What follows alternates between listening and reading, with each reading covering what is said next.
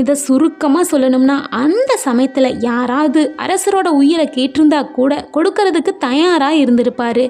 இது எவ்வளவு அழகான தோட்டம், நம்ம மனசில் உயர்ந்த எண்ணங்களை தான் தோன்ற செய்யுது. இதோட மர்மம் என்னவா இருக்கும்? தண்ணீரில் எண்ணெயும் ஒற்றனிடம் ரகசியமும் தகுதி படைச்ச மனுஷனுக்கு ஒரு சிறு பரிசும் புத்தி கூர்மையுள்ளவன்ட்டு அறிவும் தானாக பருவம் அல்லவா? இந்த தோட்டத்தோட அதிசயத்தை எப்படி கண்டுபிடிக்கிறதுன்னு அரசன் நினைக்கிறான். இப்படி சிந்திச்ச போஜராஜன் கனிவான குரல்ல சரவணப்பட்டனை பார்த்து, அறிஞனே, உன்னுடைய புகார் நியாயமானது தான். இந்த கொள்ளையின் மூலம் கிடைக்கிற வருமானத்தை வச்சு தண்ணியை அடுத்த வருஷம் பூராவும் காணத்தள்ளணும். அதை புரிஞ்சுக்காம நானும் என்னோட பரிவாரமும் இதனுள்ள நுழைஞ்சிட்டோம். அதுக்கு பிராய்ச்சித்தமா இந்த கொள்ளையை நானே உங்ககிட்ட இருந்து வாங்கிக்கிறேன். நீ என்ன விரும்புகிறாயோ தாராளமாக கேளுன்னு சொல்கிறாரு. அரசே, நீங்கள் அனைத்தும் அறிஞ்சவங்க, எது செய்யலாம் எது செய்யக்கூடாதுங்கிறதையும் தெரிஞ்சவர்.